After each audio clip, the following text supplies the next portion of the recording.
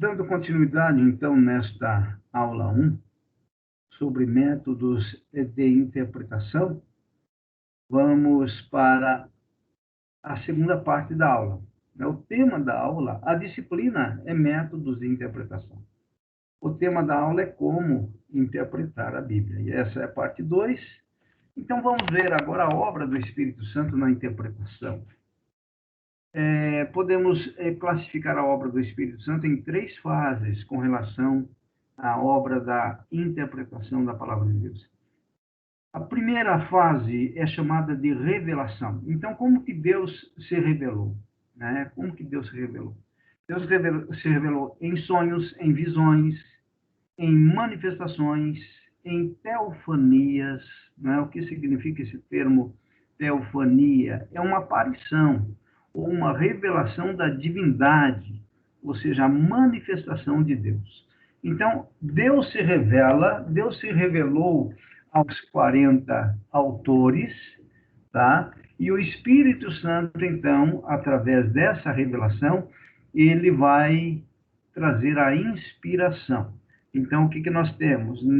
Nessa primeira fase da obra do Espírito Santo é a revelação. E, repito, existem vários meios de Deus se revelar, desde uma revelação em sonhos, em visões, até mesmo a teofania, que é uma aparição ou revelação da divindade, não que o autor, que o escritor bíblico visse a face de Deus, mas a teofania é exatamente essa ideia de uma aparição, de uma manifestação de Deus, não de forma visível, mas de algo que houve essa manifestação, houve essa teofania, ok?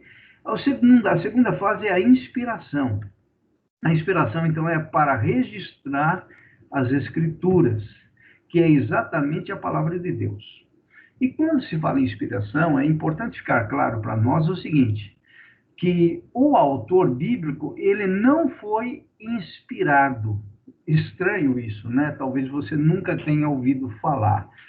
Mas o termo bíblico com relação ao autor é que ele, para escrever o texto inspirado, porque é o texto que é inspirado e não o autor, então o Espírito Santo move o autor para escrever o texto inspirado.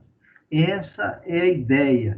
Lá na segunda carta de Pedro, capítulo 1, versículo 21, mostra exatamente essa ideia de que homens santos de Deus foram movidos, esse é o termo, mover, né?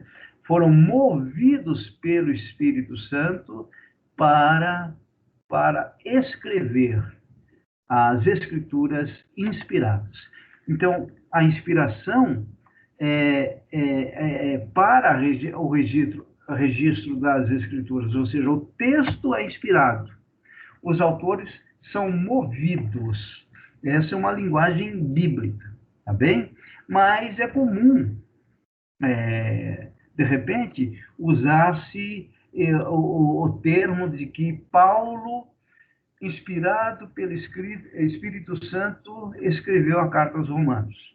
Tá? Isso é comum ser dito. Mas, se nós quisermos ser mais rigorosos com uma linguagem mais bíblica, nós podemos dizer assim, biblicamente falando, Paulo, movido pelo Espírito Santo, escreveu o texto inspirado de Romanos. Então, a carta aos Romanos foi, o texto da carta aos Romanos foi uma inspiração divina. Porém, Paulo foi movido. Tá? Paulo foi a pessoa movida para escrever esse texto inspirado. Essa é a ideia aí numa linguagem mais bíblica. E a terceira fase é a iluminação. A iluminação é para o crente, isto é, o meu entendimento, o seu entendimento precisa ser iluminado para entender aquilo que inspiradamente está registrado que é fruto da revelação. Então, a iluminação é quando Deus, através do seu Espírito, opera em nós. Ele vai trazer a iluminação para mostrar a nós, para dar a nós entendimento daquilo que foi inspirado, daquilo que foi registrado como fruto da revelação divina. Então, nós temos a revelação, nós temos a inspiração e nós temos a iluminação. Aí eu coloquei uma observação aí no quadrinho abaixo, que vale a pena a gente entender. Observação: isso não quer dizer que, se todos formos guiados pelo Espírito Santo, chegaremos às mesmas conclusões. Ou seja, se todos somos inspirados pelo Espírito Santo, né, guiados, iluminados, chegaremos às mesmas conclusões. Não, infelizmente isso não acontece. E por que não acontece? Porque a falha está no Espírito Santo? Não. A falha está em nós. Lembram do distanciamento natural entre o Criador e a criatura? Então, o homem, mesmo salvo, mesmo crente, ele está nesse processo de regeneração. Nós ainda temos as nossas imperfeições. Nós somos tão imperfeitos que, nesse momento, nós estamos aqui recebendo o ensinamento da palavra e, de repente, terminando a aula, o marido, ele fere a esposa, ou a esposa fere o marido. Por que isso acontece? Por causa das nossas imperfeições. Nós estamos num processo de santificação. Nós ainda não recebemos o corpo glorificado. Na glorificação, aí sim, nós estaremos vivendo a plenitude de Deus, a ausência total de pecado. Enquanto nós estivermos aqui nesta carne, nós não atingimos esse estágio que Deus tem para nós no futuro, que é a glorificação. Então, vejam só, a discordância, né? Por exemplo, Calvino e Armínio, dois homens de Deus, tá? Então, nós temos uma teologia calvinista e uma teologia arminiana, que você vai estudar, e nós vamos aqui, durante esse processo, falando um pouquinho das diferenças dessas duas linhas teológicas chamadas de calvinismo e arminianismo, tá? E vocês vão entender isso muito bem lá na outra disciplina que nós vamos estudar, na próxima, que é sistemas de interpretação. Então, nós estamos estudando métodos. A próxima disciplina será um sistema de interpretação. Então, o que leva uma pessoa a ser um calvinista? O que leva uma pessoa a ser um arminiano? Então, o sistema vai nos mostrar isso, tá? Então, é natural que isso aconteça entre os homens, essa diferenciação. Então, essa diferenciação de interpretação não significa dizer que a Bíblia falha ou que Deus falhou, mas a falha está no homem. Então, se nós entendermos isso, vai ficar muito simples e nós até nos relacionarmos melhor com os nossos irmãos que não pensam como nós. George Whitefield e John Wesley, por exemplo, eles eram grandes amigos, homens de Deus, grandes pregadores, grandes escritores e mestres da palavra. Porém, George Whitefield cria na doutrina da eleição. John Wesley não cria na doutrina da eleição. Vejam, por que acontece isso? Exatamente por causa das limitações humanas. Então, quem está certo, George Whitefield ou John Wesley? Quem está correto, Calvino ou Armínio? Aí você fala, olha, eu não sou nenhum e nem outro, eu sou eu. Aí você vai criar a sua própria teologia também. Então, isso é para mostrar que o Espírito Santo ilumina, ele traz clareza e entendimento, tá? Com relação àquilo que é necessário para a salvação do homem. Não para que o homem seja um intérprete infalível ao ponto dele dizer, olha, a minha interpretação é a correta. Tanto é importante que vocês já saibam, a identificar um teólogo de um falso teólogo. Um teólogo, ele nunca vai bater no peito e dizer, um teólogo do Senhor, e dizer, o meu ensino é o verdadeiro.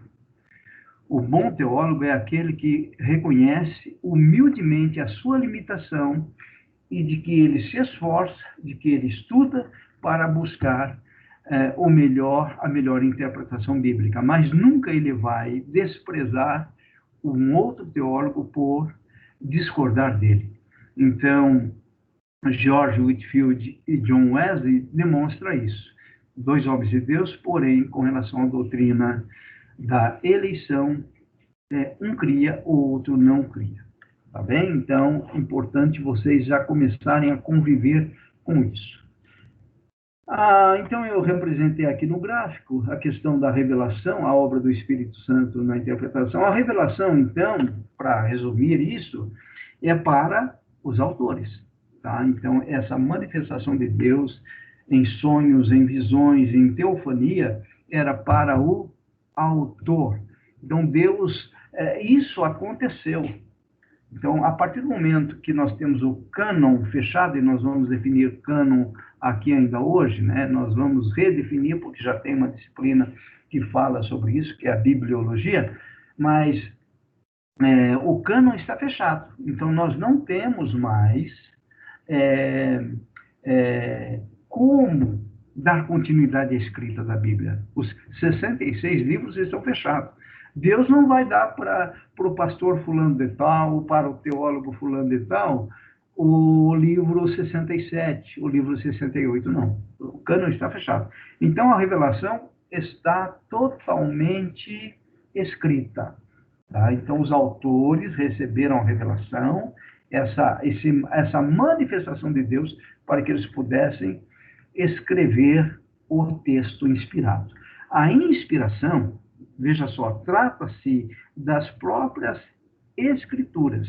Então, todos os textos bíblicos, eles são inspirados. Por isso é que nós temos o cânon do Antigo e do Novo Testamento, que, repito, falaremos.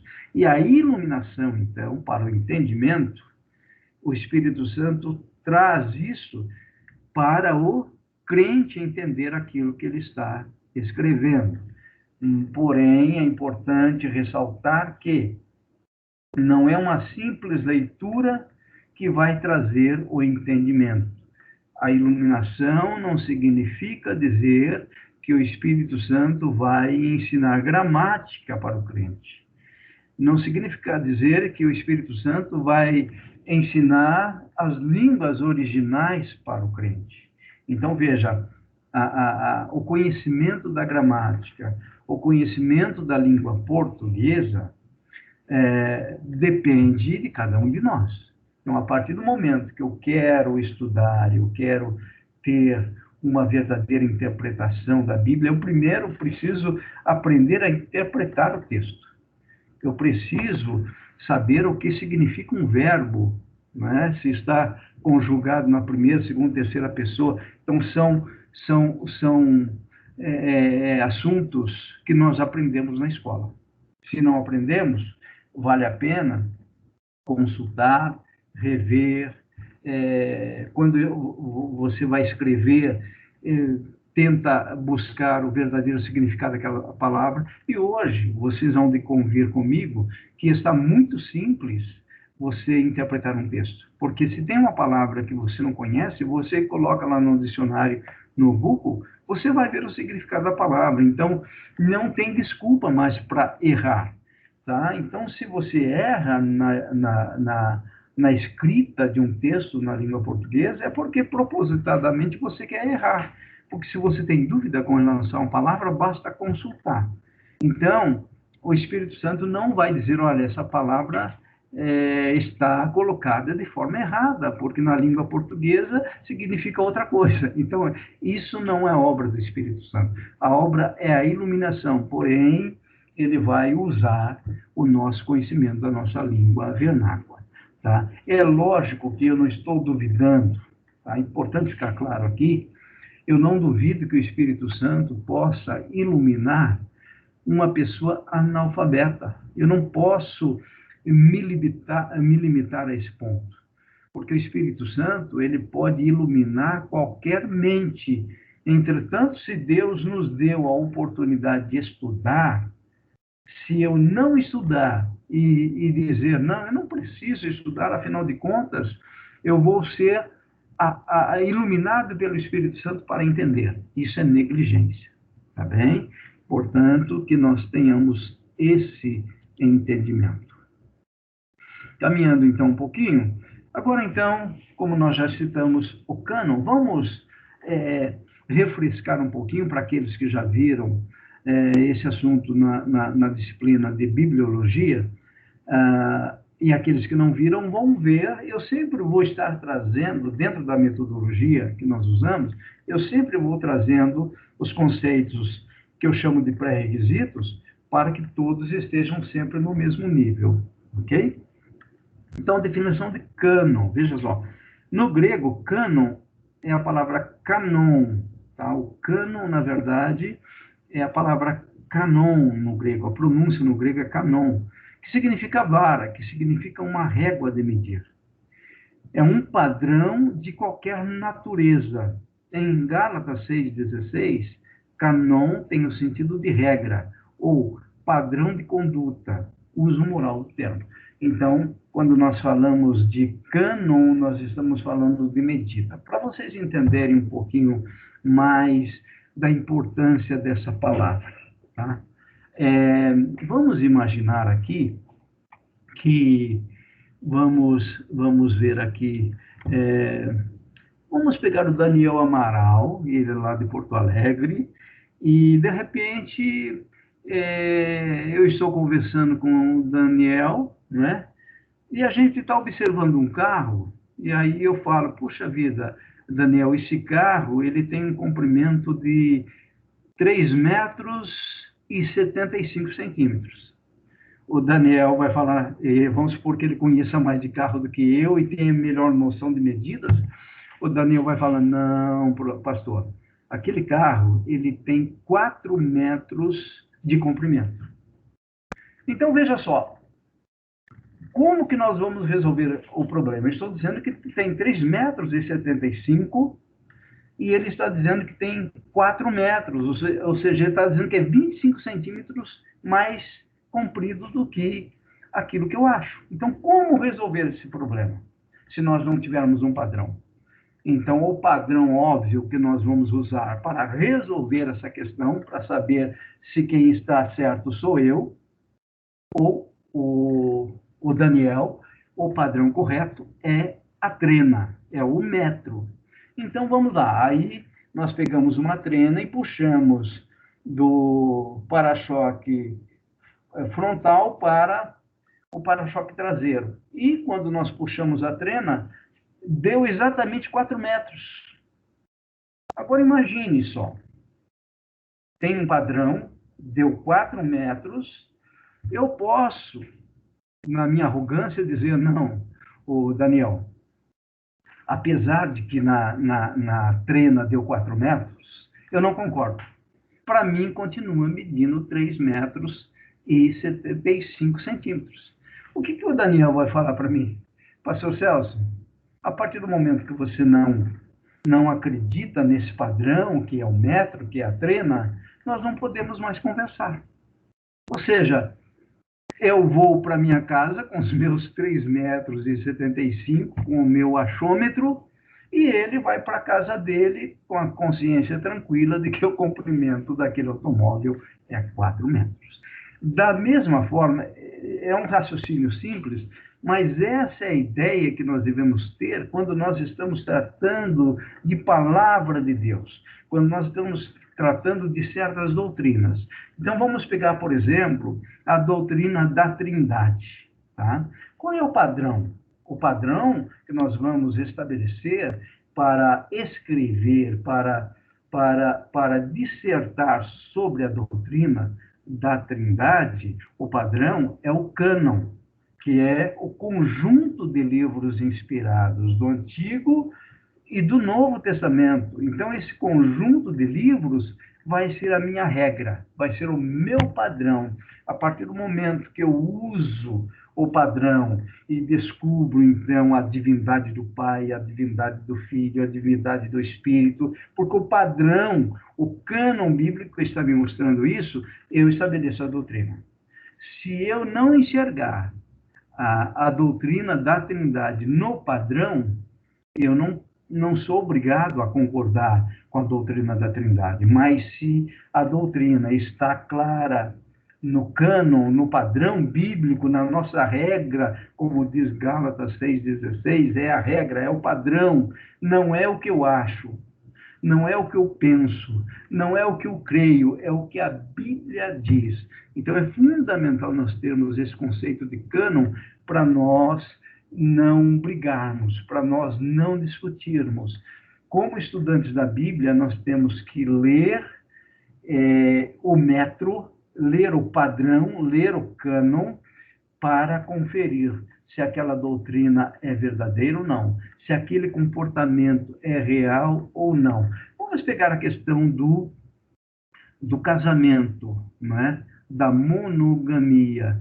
Se você pegar o cânon do Antigo Testamento, você pode dizer o seguinte: não, Deus autoriza a poligamia. Afinal de contas, Samuel teve mais de 1000 mulheres.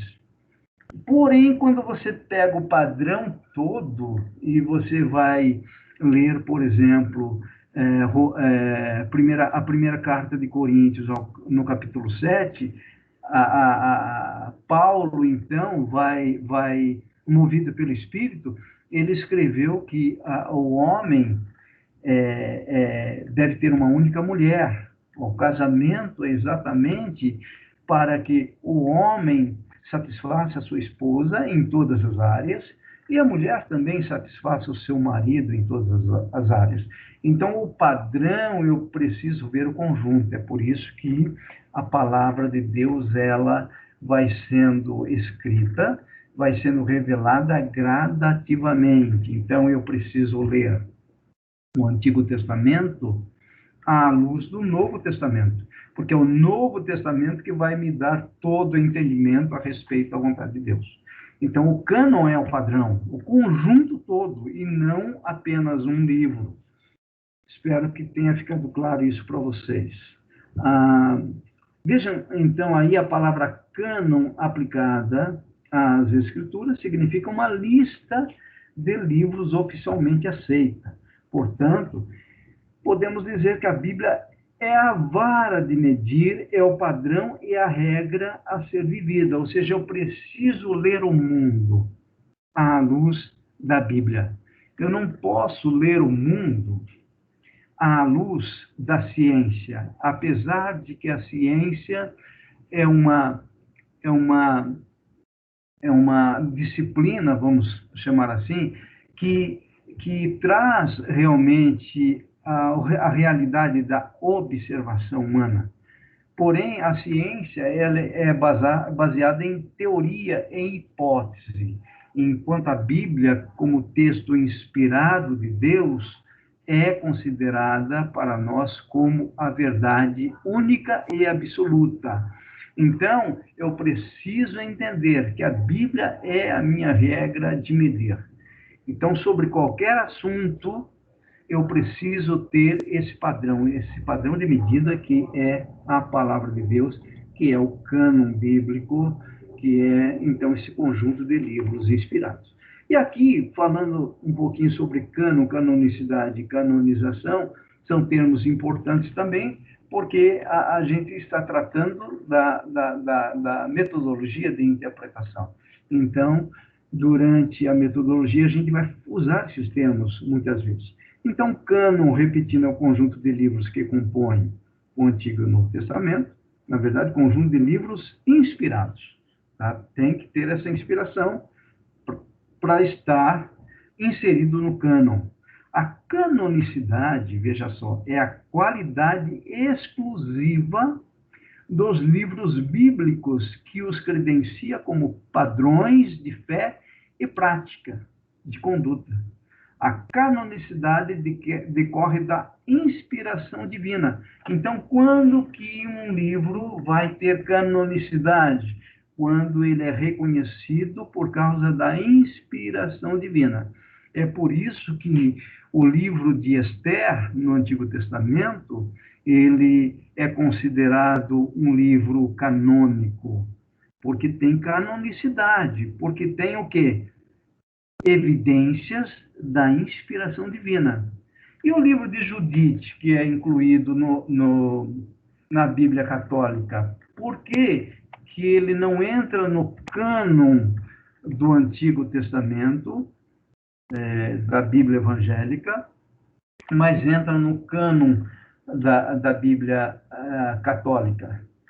Porque os católicos incluíram alguns livros que são considerados não canônicos, porque não tem essa exclusividade, não tem essa inspiração divina, incluíram no cânon.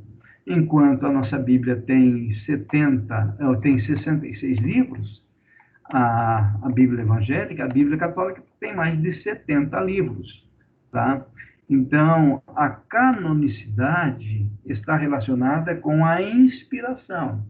Então, um livro inspirado, como Gênesis, Apocalipse, as cartas de Paulo, os evangelhos, tem, então, o quê? Inspiração divina. Então, por isso, estão nessa relação, nessa qualidade exclusiva, porque tem canonicidade. E canonização é o processo. Veja só, cânon é um conjunto de livros, canonicidade é uma qualidade, resultado da inspiração, enquanto que a canonização é o processo. É um processo porque a canonização, ela leva tempo, tá? É o processo mediante o qual o povo de Deus, ou até a igreja, reconheceu a canonicidade dos livros bíblicos. Então, veja, a canonização, ou seja, aquele processo de análise com relação às cartas de Paulo. Então, quando as cartas foram analisadas pela igreja, tá? Nesse processo de análise que foi até o 3º, 4º século. Então, a igreja, ela reconhece. Então, Deus levantou homens capacitados, né? Ali, os pais apostólicos, os pais da igreja, que realizaram concílio, que discutiram para chegarem, então, na canonização, tá? Ou seja, nesse processo para a escolha, para o reconhecimento da canonicidade dos livros. Ou seja, a igreja estudou, a igreja analisou, a igreja estabeleceu alguns critérios para, então, dizer que esses 66 livros são livros que nós vamos incluir no cânon. Então, a canonização é um processo. Então, essa é a ideia e durou tempo. Tá? Porém, agora o cânon dos 66 livros estão fechados. Não vai entrar mais o livro de número 67, porque esse processo está terminado. Agora, veja, pressupostos para a correta interpretação. Ou seja, quais são os requisitos básicos? Quais são as regras que eu acredito, que você acredita, que nós acreditamos para fazer uma interpretação correta? Primeiro pressuposto é a existência de Deus. Se eu não creio em Deus, já não há necessidade de analisar a Bíblia e interpretá-la. Segundo, a revelação progressiva, ou seja, eu preciso ler o Antigo Testamento à luz do Novo Testamento. Então, Deus tem todo um processo de escrita, isso durou por volta de 1.600 anos, e Deus utilizou os autores com culturas e conhecimentos mais variados, desde Lucas, que era um médico, até um camponês, como, por exemplo, Oséias, não me lembro se Oséias, Isaías, eram pessoas que não tinham tanta cultura, mas Deus usou todos esses homens. Então, a revelação de Deus, ela foi ocorrendo gradativamente e progressivamente. Então, eu preciso ler a palavra com esse entendimento, eu preciso interpretar a Bíblia com esse entendimento, senão eu fico num único livro e não entendo que, para entender aquele próprio livro, eu preciso ver a progressão da revelação bíblica. A inspiração, item 3. Inspiração, ou seja, a questão da canonicidade que acabamos de definir. Então, inspiração e autoridade. Então, eu preciso reconhecer, a partir do momento que eu quero uma correta interpretação, que a Bíblia foi inspirada pelo Espírito Santo. Eu não posso questionar o padrão do metro. Eu não posso chegar e dizer, não, esse metro, ele não tem 1 metro, ele não tem 100 centímetros, ele tem 99. Ou seja, eu estou duvidando de um padrão.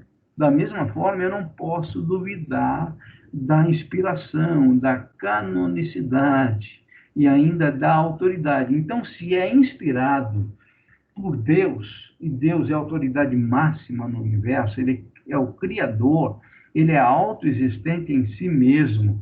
Se eu não reconhecer essa autoridade da Bíblia, dos livros bíblicos, do cânon, eu não tenho por que dar continuidade à interpretação. História da redenção, item 4. História da redenção, na verdade, é o tema da Bíblia. Então, quando nós analisamos a Bíblia em 4 palavras, nós podemos falar de criação, queda, redenção e consumação. Então, eu preciso entender que Deus é o Criador do homem, que o homem pecou e houve a queda, todos pecaram em Adão. Aí, todos, por causa do pecado em Adão, todos necessitam da redenção em Cristo. Aí nós vamos ter a consumação dos séculos, e novos céus e nova terra. Então, eu tenho aqui uma visão geral da história da redenção. Outro ponto fundamental na correta interpretação é entender que Cristo é o centro das Escrituras. Então, o centro não é o homem, não é o personagem fulano de tal, por melhor que ele tenha sido, não é Abraão, que é considerado o pai da fé, mas o ponto central, a centralidade da palavra, da Bíblia, é Cristo. Então, eu preciso ler a Bíblia à luz da verdade maior, que é Cristo. E item 6, o cânon está completo e fechado. Então, nós temos 39 livros do Antigo Testamento, que formam o cânon, conjunto de livros inspirados no Antigo Testamento, mais 27 livros no Novo Testamento, formando, então, 66 livros. Então, nós temos aí o cânon completo. Eu preciso entender que toda interpretação bíblica correta tem que ser feita levando em conta esse conjunto de livros inspirados. Muito bem, continuando aqui, avaliação das traduções para nós terminarmos esta aula. Tá? Item 1, identidade e capacidade dos tradutores. Então, esse ponto é fundamental para nós avaliarmos uma boa tradução. Olha, nós devemos desconfiar de traduções que foram feitas por uma única pessoa.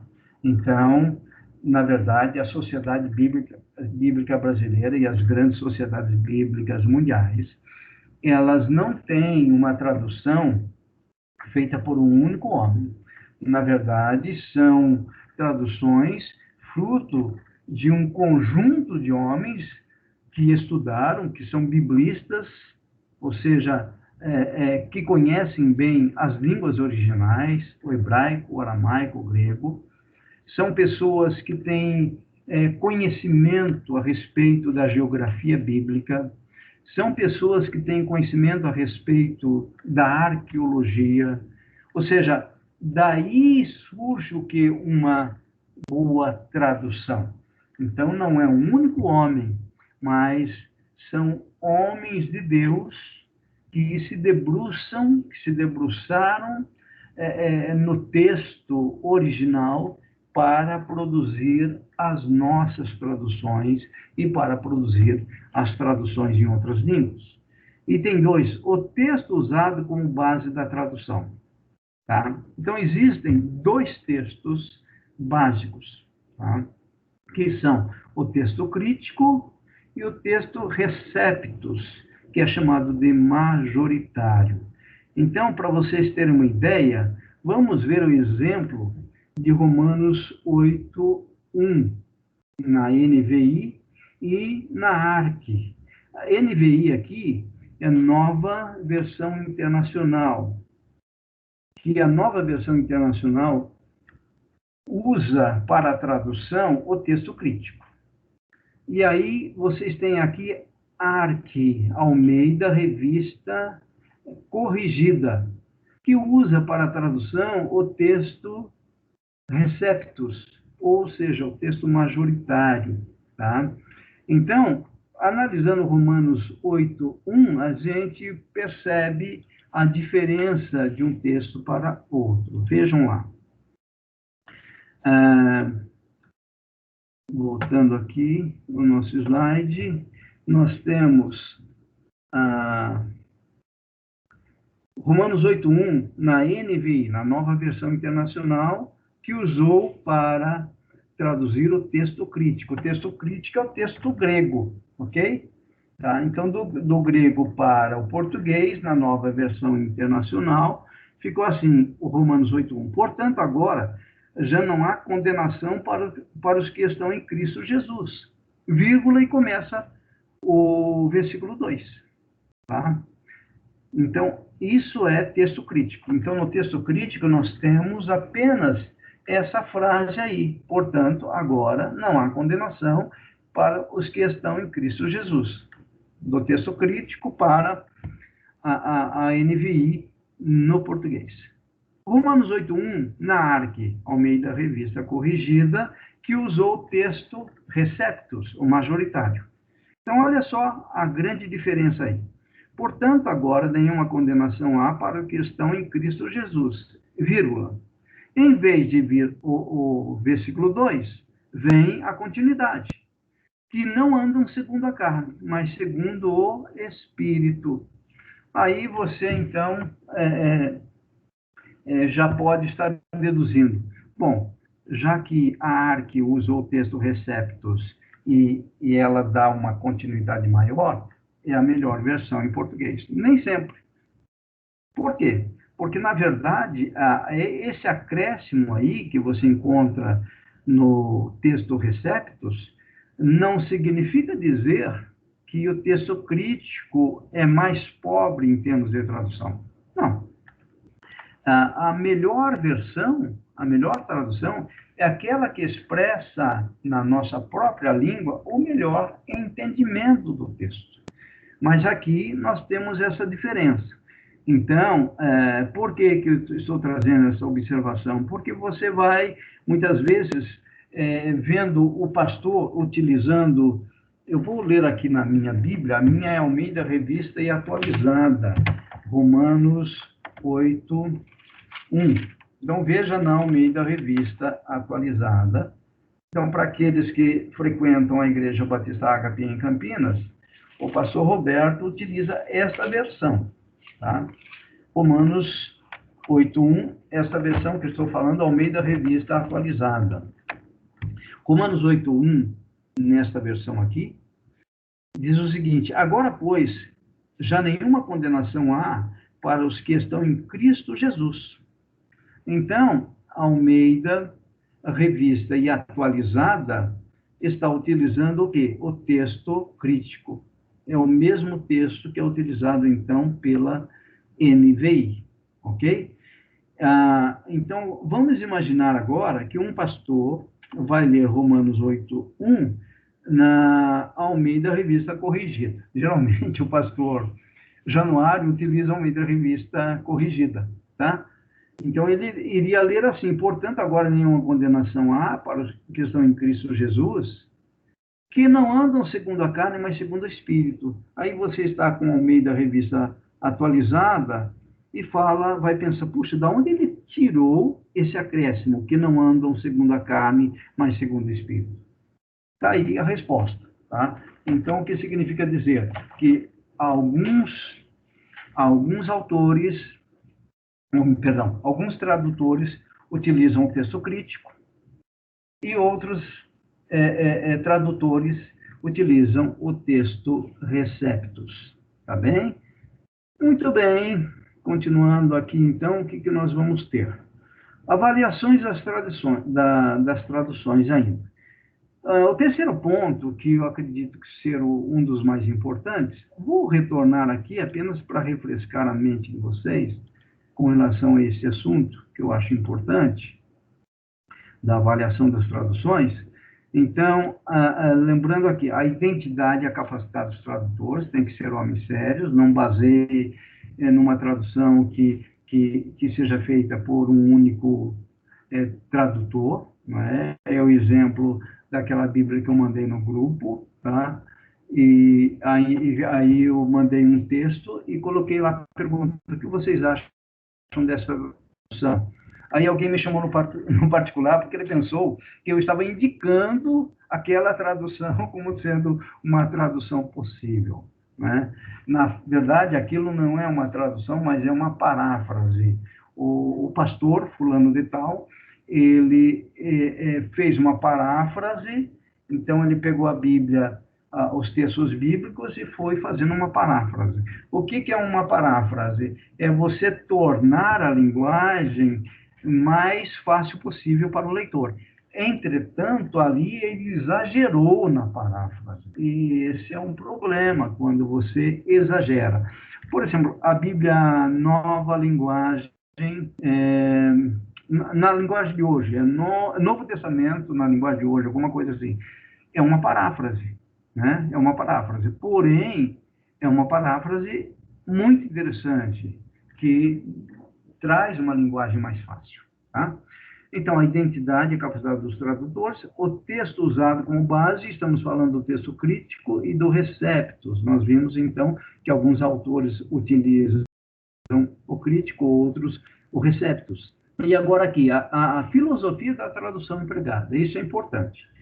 3.1, equivalência formal. O que é equivalência formal? É quando a tradução ela ocorre no pé da letra, palavra por palavra, literalmente. Então, a Almeida Revista Corrigida tem essa filosofia de tradução. Eles utilizam a equivalência formal. Então, eles traduzem no pé da letra. Tá? O item 2, aí 3.2, equivalência dinâmica. Então, o Novo Testamento na linguagem de hoje, que eu citei, tem essa tendência. Então, a equivalência dinâmica, quando ela é muito extremada, ela, na verdade, é mais uma paráfrase. A Bíblia Mensagem, é possível que alguns de vocês tenham essa Bíblia Mensagem, por quê? Por causa da linguagem que o autor traz. Então, o que ele tenta fazer ali? Uma paráfrase, não tão exagerada como aquele caso que eu citei, mas ele faz uma paráfrase, e então você tem essa Bíblia chamada Mensagem. Eu não sou contra essas Bíblias, porém, em termos de estudo, eu não recomendaria. Você pode até utilizar essa Bíblia como sendo uma fonte de consulta para você analisar um texto que você não entendeu, por exemplo, na Almeida Revista Atualizada ou na NVI. Então, veja, o meio termo aí entre a equivalência formal e a equivalência dinâmica, tá? O meio termo está nessas duas aí, na Almeida Revista Atualizada, que é a que eu uso, e a NVI, que também é uma excelente Bíblia. Tá? Então, para entender, vamos ver, analisar aqui, Filipenses capítulo 2, versículo 1, na equivalência formal, e o mesmo versículo na equivalência dinâmica. Então, vejam lá, Filipenses 2.1, na Almeida Revista Corrigida, equivalência formal. Veja lá. Portanto, se algum conforto em Cristo, se alguma consolação de amor, se alguma comunhão no espírito, se alguns entranháveis afetos e compaixões. Então vejam aí que o tradutor, usando a equivalência formal, a palavra entranháveis, que está relacionado com as entranhas, ele vai traduzir no pé da letra. Por isso que ele mantém a palavra entranháveis. A palavra no grego é a parte das entranhas, os intestinos, as tripas, porque pensava-se que as emoções elas estavam relacionadas com as nossas entranhas. Então tem essa ideia de entranháveis afetos e compaixões. Então ele usa uma tradução no pé da letra, por isso é uma equivalência formal. Entretanto, qual a desvantagem da equivalência formal em relação à equivalência dinâmica? A desvantagem é que uma leitura e um estudo na equivalência formal vai requerer do estudante que ele pesquise mais. Eu não sei se é desvantagem ou vantagem. Eu acho que o que força a estudar mais, eu acho que é vantagem. Então, ele vai precisar, quando ele não conhece o termo entranháveis, ele vai precisar consultar um dicionário, tá? Ou ele precisa ter um bom programa, uma boa biblioteca digital que dê a ele o significado ali no grego, isso é muito bom. Então, na equivalência formal, repito, é uma tradução mais literal possível. Na dinâmica, veja como fica Filipenses 2:1, que é o caso da NVI. Se, por estarmos em Cristo, nós temos alguma motivação, alguma exortação de amor, alguma comunhão no espírito, alguma profunda afeição e compaixão. Então, o que os tradutores fizeram? Quando eles chegaram lá naquela palavra espragma, que é a ideia de entranhas, quando eles chegaram nessa palavra espragma, eles entenderam o sentido da palavra e colocaram de uma forma em que você vai entender sem muito trabalho. Então, profunda afeição, quando você compara com entranháveis afetos, é lógico que a profunda afeição já vai trazer clareza e você não vai ter dúvida com relação daquilo que está escrito ali, naquele versículo. Então, é isso que vocês precisam entender, que para você fazer uma boa avaliação das traduções, você tem que ter esses critérios, tá? Para quem está iniciando, né, geralmente as pessoas perguntam, olha, eu estou evangelizando alguém, o meu pai, por exemplo, ele não tem muito conhecimento da língua portuguesa, qual a melhor versão? Aquilo que é mais simples possível. Então, você pode pegar, para a pessoa iniciar, a nova tradução na linguagem de hoje, tá? NTLH, é a nova tradução, acho que eu falei Novo Testamento, né? Não é Novo Testamento, é a nova tradução na linguagem de hoje, que é uma linguagem mais simples. A própria linguagem leva a pessoa ao entendimento. Eu, por exemplo, gosto da Almeida Revista e Atualizada. Inclusive, deixa eu ler aqui Filipenses 2:1, na minha Bíblia, que é a atualizada, que eu gosto muito dela, Filipenses 2:1. Deixa eu ver como que está. De repente, eu posso doar essa Bíblia para alguém, porque eu passei a não gostar mais. Muito bem. Se há, pois, alguma exortação em Cristo, alguma consolação em amor, alguma comunhão no Espírito, se há entranhados afetos e misericórdias. Então, veja só, nesta minha Bíblia, que é a Almeida Revista Atualizada, usa uma linguagem mais formal. É por isso que nós dissemos ali que a Almeida Revista Atualizada e a NVI são as intermediárias. Então, veja, mas eu gosto muito dessa linguagem e eu vejo que ela traz, assim, o meio termo. Então, a Bíblia revista e atualizada. Então, antes que alguém pergunte, o que eu indicaria para alguém que já tem uma certa experiência, as duas Bíblias que eu considero as melhores, Almeida Revista Atualizada e a NVI. Então, são duas Bíblias muito boas. Aquilo que você não entender na Almeida Revista Atualizada, você lendo na NVI vai ficar mais claro. E se mesmo assim tiver dificuldade, use então a nova tradução na linguagem de hoje, que é uma paráfrase, mas é uma boa paráfrase. Para então finalizar, vamos para a conclusão. A interpretação correta da Bíblia exige estudo continuado, acho que vocês já perceberam isso, para trazer conhecimento. Mas, acima de tudo, o estudante da Bíblia precisa reconhecer a necessidade da obra do Espírito Santo, na revelação para os autores, na inspiração dos textos, até a iluminação da mesma para o crente. Finalizamos aqui esta aula. E então, na semana que vem, continuaremos com a disciplina Métodos de Interpretação.